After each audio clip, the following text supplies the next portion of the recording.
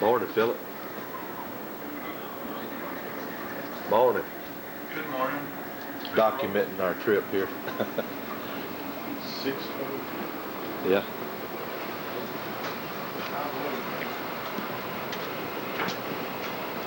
Y'all gassed up? Yeah, that's ready to go. Yeah.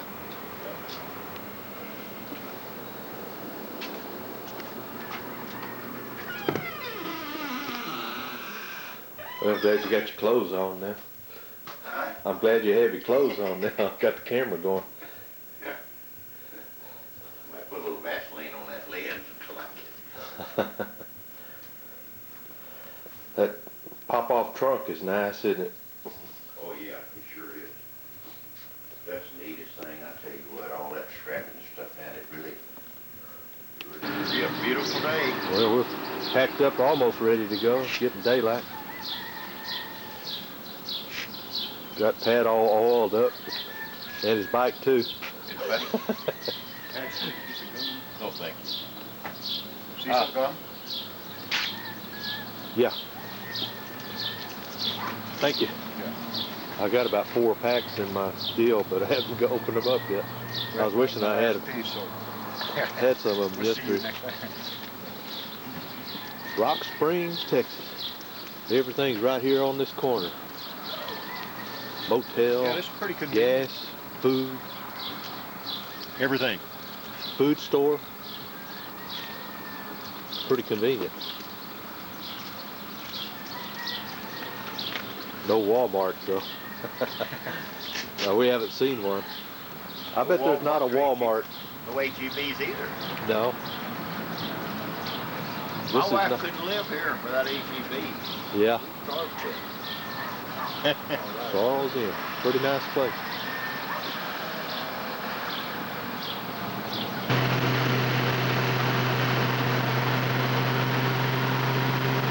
Hey, Thomas called.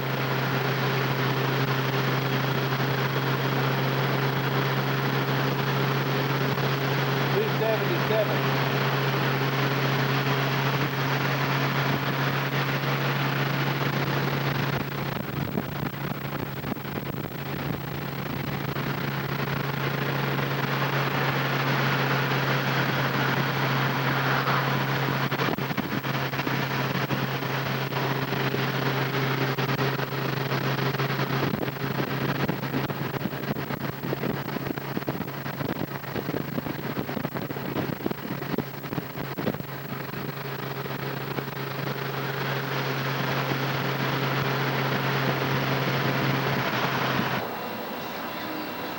Del Rio, Texas, getting gas.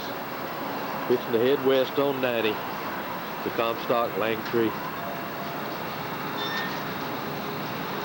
Dryden, Sanderson, Marathon, Big Bend National Park.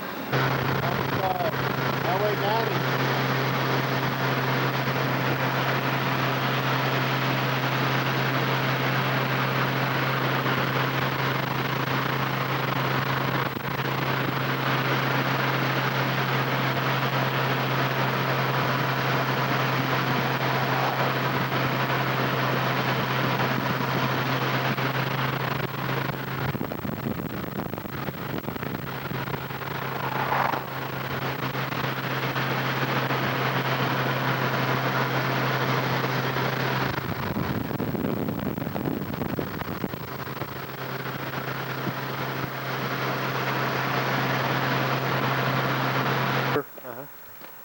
We went to Colorado last summer, and that's what 225s actually is what they rode up in the mountains. Oh, they worked great. Yeah, they run about 65 or so, wide open, but boy, on those mountain trails, they did good.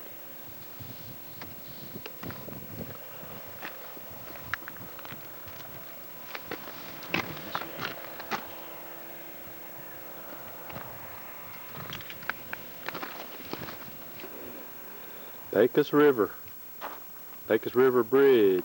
It's like the lake is full to the brim. Some sort of sticks or something down there in the water. the boat ramp way down there, and then there's the Rio Grande River down at the end of the canyon there.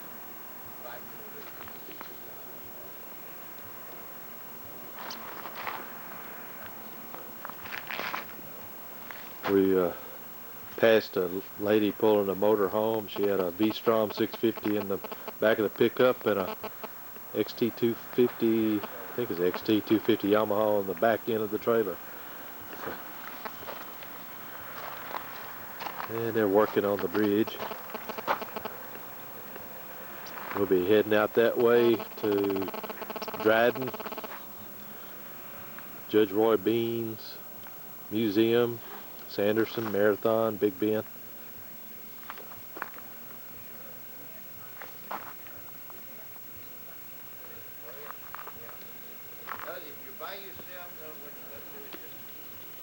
Be a little crowded here.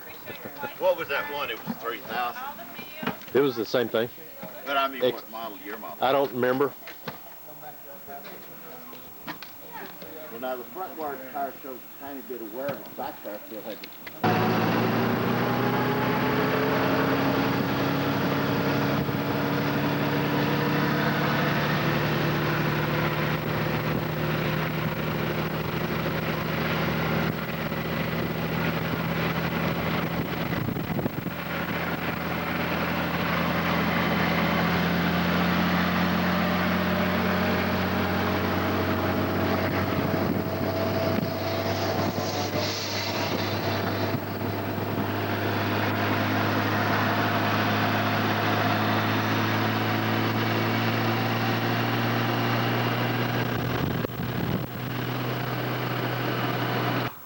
The Jersey Lily Dairy Bar, Judge Roy Bean's Museum.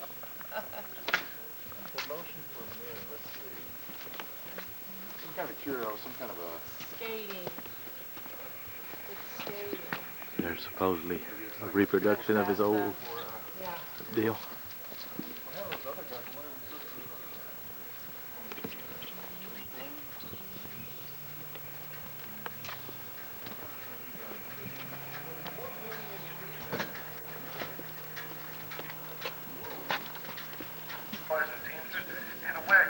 Judge Roy Bean's Jersey Lily Bar and Billiard Hall. British actress Lily Langtry, known as the Jersey Lily. Judge Bean held court in the saloon. Judge Roy Bean's head to Sanderson and Marathon and Big Bend. Bang the waist. Got on without getting my key out. Made it to Sanderson for lunch. Eagle's Nest Cafe. Rumper, you can come down here. That's ready for development.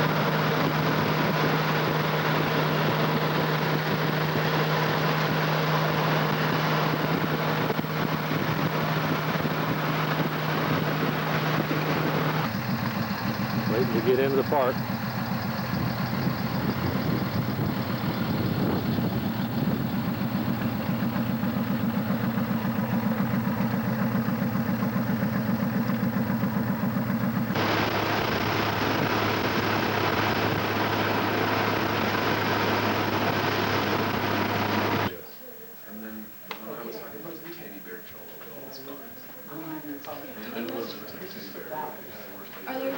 Okay, let's follow the road up there to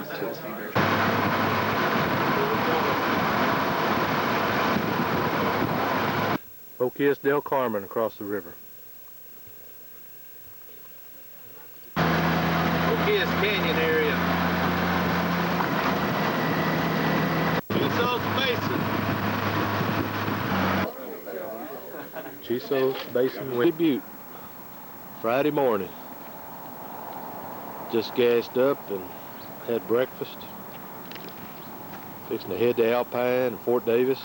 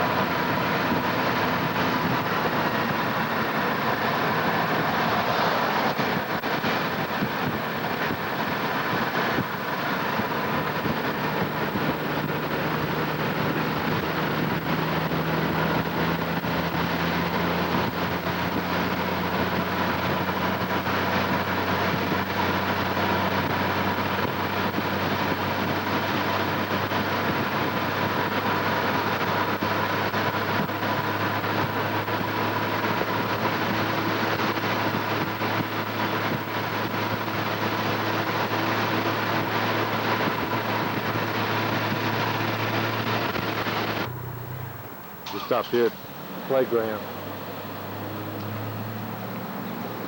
at Alpine. Do you have a I was thinking charger for your phone? I was thinking this. I was thinking as they're coming down the road, this might be the same thing right there. Oh, It's not. boy, it's so close. Do you have a? Oh, in my room. Oh, really? Yeah. What is this? An extra outlet, or is that That's the our- intercom? Yeah, intercom. Yeah. But had a pretty. Well, I've got a charger, but I know it won't fit yours. Yeah, I got it. Yeah. You want to run back to the room and get it? Wait right It's here. I'll only be back about about 100. half an hour. Yeah. Yeah.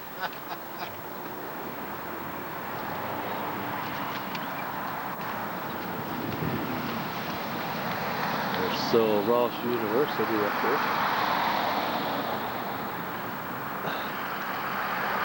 Little higher for things out here. In the afternoon, gusts up to 35 miles an hour in the afternoon. Tonight, increasing clouds. Lows in the mid-30s around Alpine, and in the upper 20s in the mountains.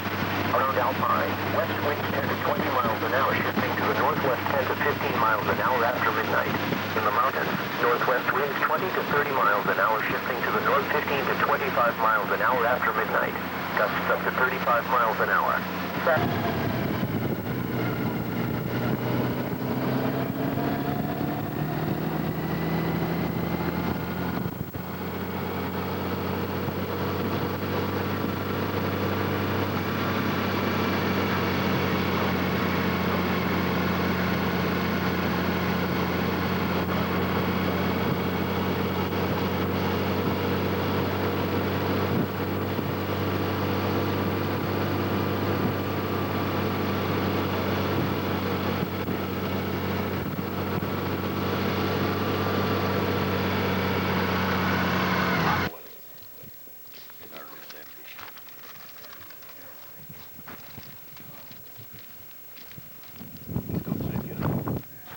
Y'all wanna make the walking tour, or y'all wanna? Well, just Is this a quickie? 10 minutes, a half an hour, an hour and a half? What do we got? we, Well, you go. whatever y'all want. I don't know. You can go through these buildings. We went to a fort up in Wyoming. I forget what it was. There's a lot of interesting artifacts in Yeah. here. Have you ever been to Bent's Fort up in Colorado? They just No. rebuilt it. That thing's like a shopping mall the way it was designed. Oh, really? Yeah, you go inside it and you got shops in it and you kind of walk down it. Huh. You got a gunsmith and everything. You had everything in the world. Tell you what, guys. If you want the quick tour. Yeah. Maybe get a lift. Fix the Can thing. do what? Oh. Maybe get us a ride. Oh. He's one of those guys that's always, he's one of those kind of guys always parked in the handicap market. Yeah. I saw that. I went, whoa. One of you ladies decide who's gonna be the owner of this, and I will trade it for this house. Okay?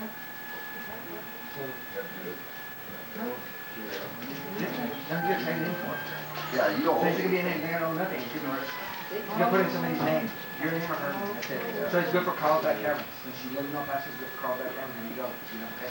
But you always go with him. We're going to send it.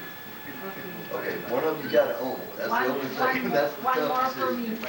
Close it again. All right, when you get, he's gonna make you buy the next year. Okay, let me see.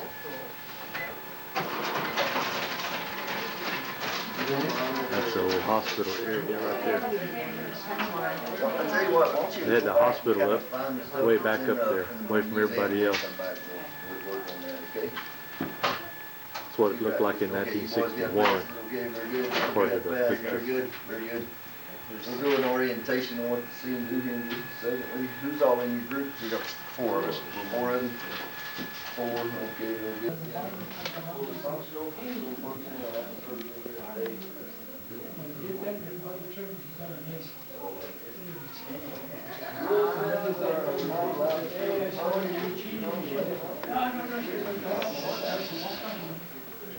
Anyway, that's all I'm for.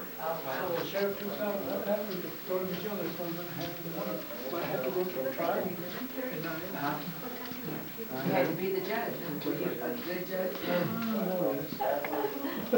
Did you read about, and I didn't know this part about him, he was, was he from admonitions and everything, but he was vindicated after he died. I'm gonna go get my book thing.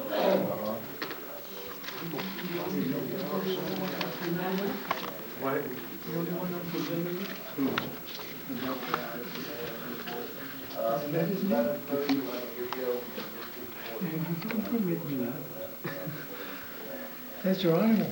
No, that's possible.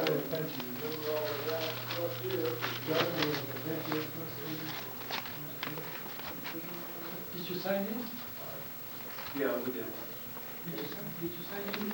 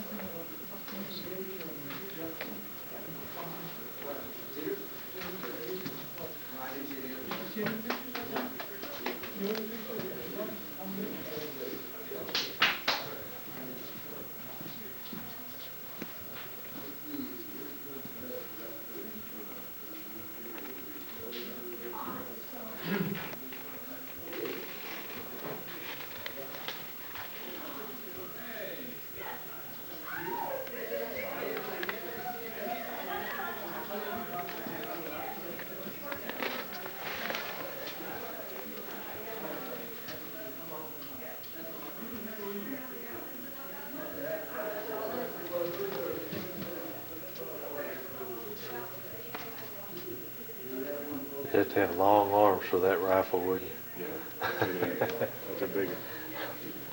I wonder how much it weighs. Shoots a 69 caliber projectile.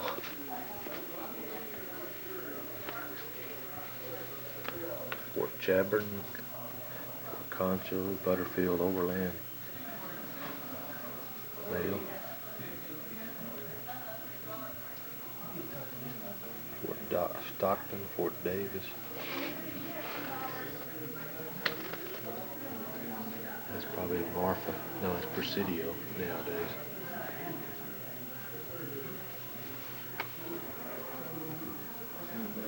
Great Comanche War Trail. Fort McCavitt, Fort Mason, Fredericksburg, San Antonio,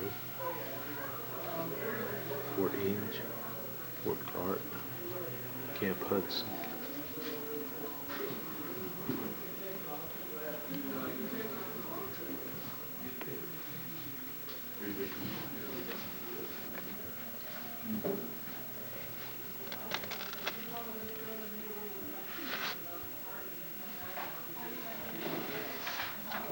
This.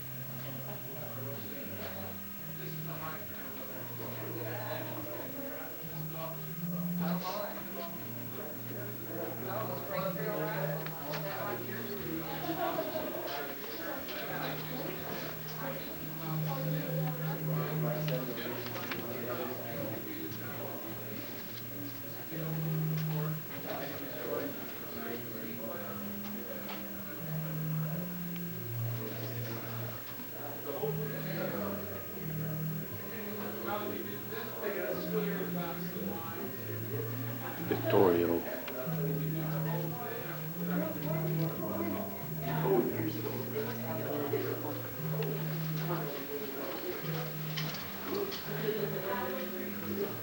That's a bust of Victoria.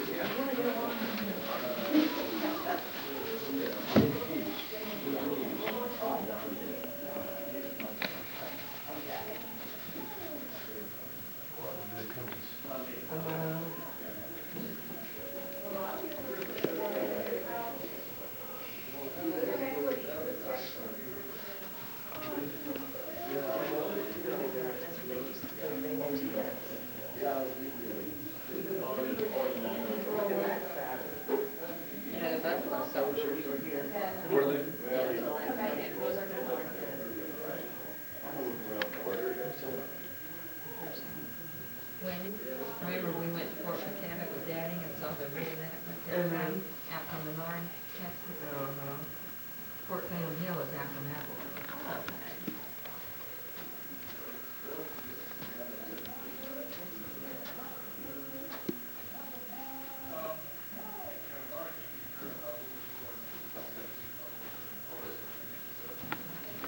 The roads across here. Oh, the great that you worked around. I lost my lens cap somewhere and I'm looking for it. Oh. I'm really lost. Okay.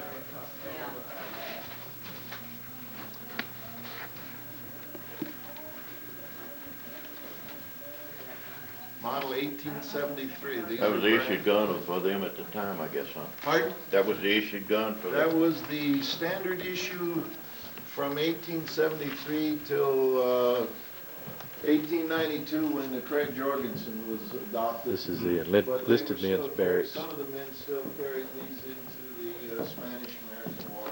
Got the wood slats going lengthwise. Foot locker under the bed.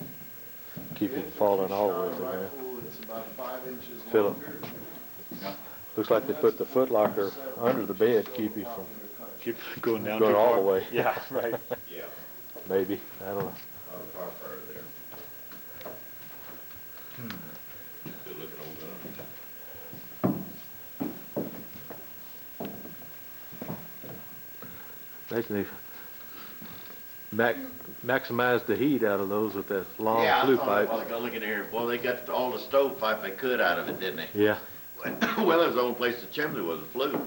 yeah. Well, actually, the pipe is where it is because you want to optimize where the stove is. Sure. Yeah. I mean, stove DC, but also the pipe. I would imagine. Dissipates a lot of heat, I too. probably got that glowing red hot. Oh, yeah, yeah. A lot of heat came off that pipe. That's a pretty good looking stuff. Those were developed in Rock Island, Illinois, at the arsenal in Rock Island. You can put a pretty good sized long log in there. Oh, yeah, absolutely. Probably Here's a good 3-foot log. Well, probably 4, but you know, your old cord was, cord when I was working in, guys, I bet you would, for living. This must be the sergeant's headquarters or stuff. What the walls look like. Will you allow a picture? Sure. Is your camera? Actually, they look pretty good. Yeah, is your camera insured? Yes, there is. All right. Yes, it is. Look at the bed springs. Yeah, do you notice it have the lighter weight on the middle? 2 slats? Had the lighter weight, what do you mean? This is like a 1 inch, that's like a 3/4 or 5/8. It gives more spring that way. I guess so. You know, I never thought about The that, other half we have. but I would have to agree with These you. on the outside are pretty rigid. A little bit of flex to That's them. for setting on it. Yeah, We will and not. keep you from falling off. This was. The water cistern here. Ah, okay. Well, when I explain the stories, I want to explain them correctly. So That's exactly right. He served 2 tours of duty in Iraq and 1 around Afghanistan. He just got back from I don't know when he got out in January or what, but he just got out. He was supposed to have been out about 6 months earlier, but they wouldn't let go of him.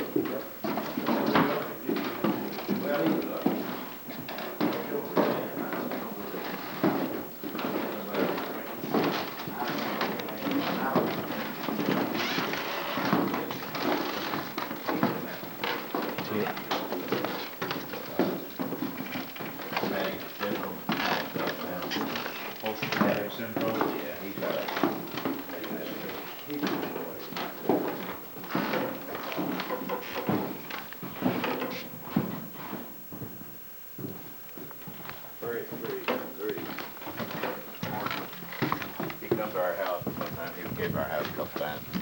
Always offered something to drink, you know, whatever we got. About second or third, anything that's It's hard being nice to somebody that's nice, because he's a real nice kid. I think he'll- Commanding officer's quarters right there in the center of the bigger house. Still a kid. all hands. Spanning 5 decades, from 1854 to 1891. Troops deployed here provided protection for overland immigrant travel and merchant caravans, performed scientific surveys, and served as a deterrent to the tragic struggle of proud and independent people fighting to retain their culture and lifestyle. Long before the arrival of Spaniards to West Texas, the area was already frequented by American Indians. When the conquistadors first explored the region in the 1500s, they found evidence of prehistoric peoples in the form of pictographs and petroglyphs. The first European to pass through the Davis Mountains was Antonio de Espejo, whose cavalcade entered Olympia Canyon on August 13, 1583. Other Entradas sporadically visited West Texas, but the Comanches, and especially the Apaches, both Mescalero and Lipan, bitterly contested the Spanish penetrations into their territory. Not until after the Mexican-American War, however, when the region officially became part of the United States, did large-scale expeditions explore the vast empty parched deserts of West Texas. The discovery of gold in California in 1848 accelerated federal interest in a direct overland route. Just 1 year after the strikes, more than 3,000 travelers braved the desert extremes, lack of water, and collision with Indians in quest of the yellow metal. In 1849, a U.S. military force under Lieutenants William Whiting and William F. Smith pioneered a route which entered the Davis Mountains from the east. Whiting's party followed a sparkling, clear, winding stream, which they named Olympia, to a stand of tall cottonwoods marked with pictographs. Whiting named the setting Painted Comanche Canyon. The government, under increasing pressure from the public to provide safe passage and maintain the newly opened San Antonio-El Paso Road, constructed a line of forts. One of the sites selected was situated near Painted Comanche Canyon. The Davis Mountain outpost was ideal. It straddled the main east-west artery, possessed abundant water, grass, and wood, and lay in close proximity to the Comanche War Trail, which the warriors used to invade or return with plunder from Mexican villages. In 1854, 6 companies of the 8th Infantry, under Lieutenant Colonel Washington Sewell, established Fort Davis.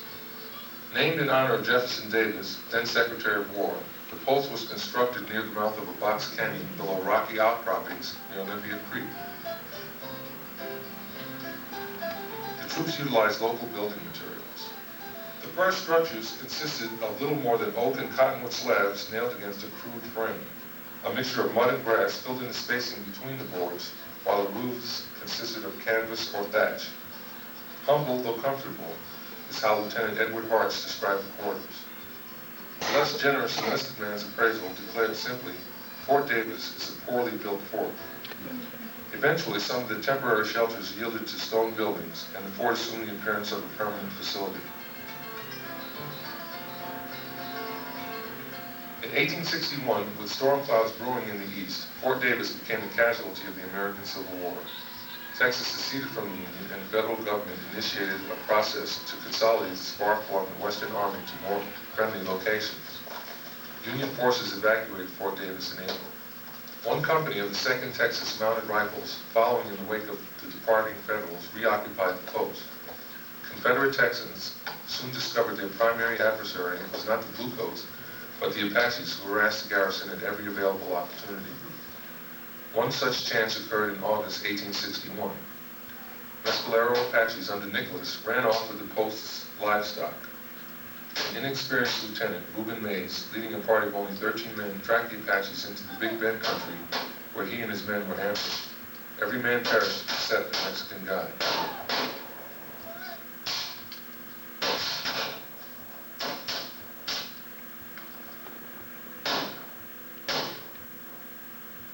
In late 1861, Fort Davis hosted Confederate Brigadier General Henry Hopkins Sibley's Army of New Mexico. Sibley's 3,000-man column staggered into Fort Davis en route to the invasion and capture of New Mexico for the Confederacy. 6 months later, after Sibley's campaign fizzled outside of Santa Fe at the Battle of Glorieta Pass, the Fort Davis contingent watched a gloomy procession of Texans plodding eastward toward San Antonio. The Confederates abandoned the mountain outpost.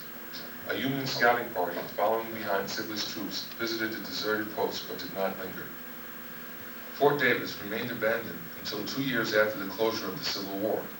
Then, in 1867, Lieutenant Colonel Wesley Merritt, a young and energetic cavalry officer, protege of Major General Philip H. Sheridan, returned to Olympia Creek to rebuild Fort Davis nearly on top of the ruins of the first fort.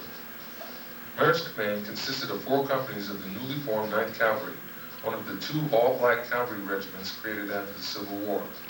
Under Merritt's supervision, 2nd Fort Davis quickly took shape. Stone and adobe buildings with wood-shingled roofs replaced the dilapidated structure of the first fort.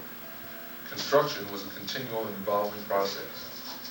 By the mid-1880s, when the fort peaked, more than 50 structures punctuated the landscape.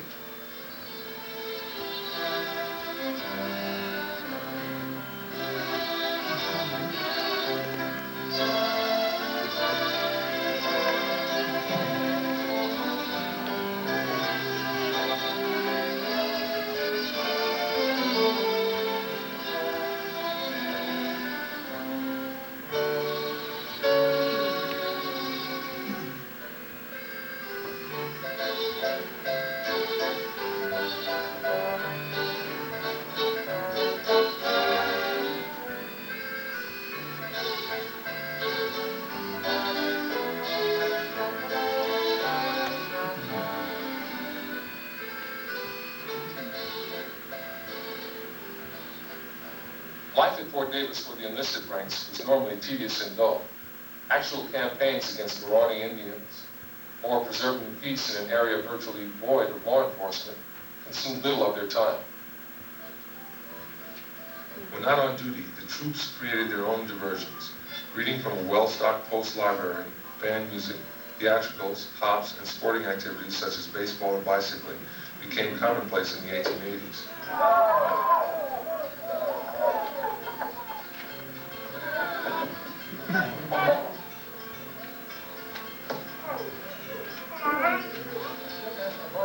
Off-post amusements, mainly gambling, drinking, and prostitution, took place in the shadow of the post in the village of Chihuahua.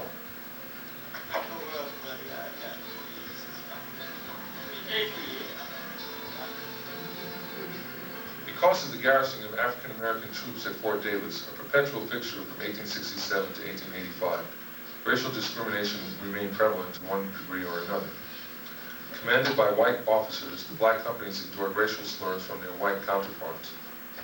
One visitor to the post wrote, "It was evident that the officers, perhaps from old prejudices of slavery times, believed in the management of the colored troops with strict dignity and icy distance. Orders and intercourse between them simply went on in the manner of cold machinery. Still worse, civilian treatment of the black soldiers was at times inhumane. They were oftentimes denied food, lodging, or access to public transportation, despite performing duties beneficial to the civilian population." Racial disharmony reached its zenith in 1880 when the first African American to graduate from West Point, Henry O. Flipper, transferred to Fort Davis. In charge of the post commissary, Flipper was accused of embezzling government funds. Found not guilty of the embezzlement charges, Flipper was convicted of lesser charges of conduct unbecoming an officer and dismissed from the Army. The court thereby does sentence you, Second Lieutenant Henry O. Flipper of the 10th Regiment of the United States Cavalry, to be dismissed from the service of the United States. Flipper's dismissal may have been racially motivated. Unsuccessful in winning reinstatement in the Army, Flipper entered the private sector where he made a name for himself as a civil engineer. In 1976, Flipper's descendants interceded in his behalf and urged the Army to review the court-martial transcripts. The military agreed that the punishment of dismissal was too excessive. Flipper's files were upgraded and he posthumously received an honorable discharge. Despite Fort Davis's strategic location, lethal combat with the Indians remained the exception rather than the rule. Most instances of conflict was a result of raiding parties focused on stealing livestock from the post herds or civilian ranches. Fort Davis's most significant association with the Indian Wars came in the late 1870s involving a band of Warm Springs Apaches. Victorio, war leader of the Warm Springs Apaches, whose ancestral home lay in southwest New Mexico, refused to submit to reservation confinement and exile in Arizona Territory. For 2 years, Victorio slipped the military snares prepared for him in New Mexico. Black troops of the 10th U.S. Cavalry, many of them based at Fort Davis, clashed with Victorio's battle-tested warriors, first in July 1880 at Tinaja de las Palmas, and then in August at Rattlesnake Springs. Each time, the Buffalo Soldiers proved their merit in battle, both to the Apaches and to their white officers. Although Victorio was not decisively defeated in either engagement, the soldiers retained control of the water holes, and without water, Victorio faced little choice but to retreat across the Rio Grande. Worn down by relentless military pursuits and lacking adequate food and ammunition, the Apaches were cornered by a Mexican army in northern Chihuahua in October 1880 at Tres Castillos. Victorio and most of his followers were slaughtered in a one-sided affair. Much of the credit for driving Victorio out of Texas belongs to the soldiers of the 10th Cavalry and their mild-mannered Colonel, Benjamin Grierson.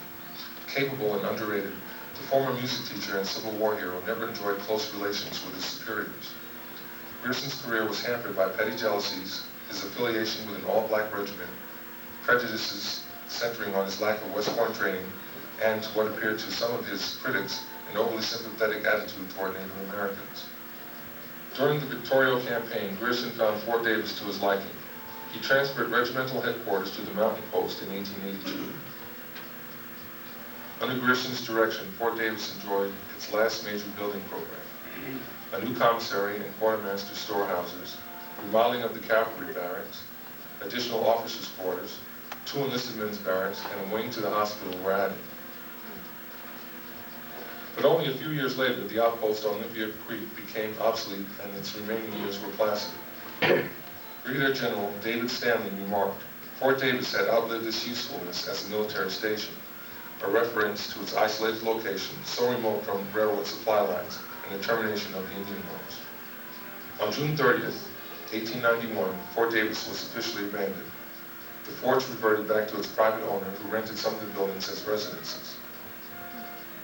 In 1961, Congress authorized Fort Davis National Historic Site as a unit of the National Park Service.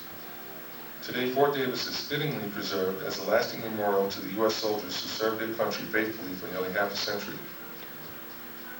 Officers like Benjamin Grierson, William Pecos Bill Shafter, Arthur Lee, and Washington Sewell, and enlisted men who endured low pay and long hours, like Charles Mulvern, Thomas Forsyth, Anton Agerman, and George Bentley have left a colorful legacy. But the Old Fort can also be viewed as a symbol of the tragic conflict that engaged North America's original inhabitants against the unrelenting wave of other Americans. In the final analysis, blue-covered soldiers of Fort Davis, black and white, forge an indelible and stirring chapter in American history. Their story should not be diminished in view of the later generation's assessment of wrongs waged upon the American Indians. The military played a significant role in the western expansion of the United States. For nearly 40 years, the Army's presence at Fort Davis aided in the protection, settlement, and economic development of West Texas and the Southwest.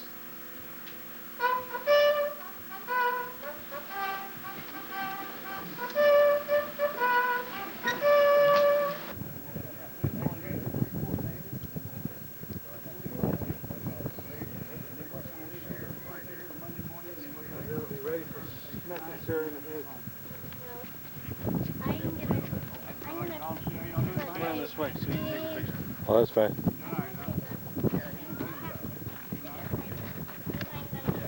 They're walking towards me, but they just got further away.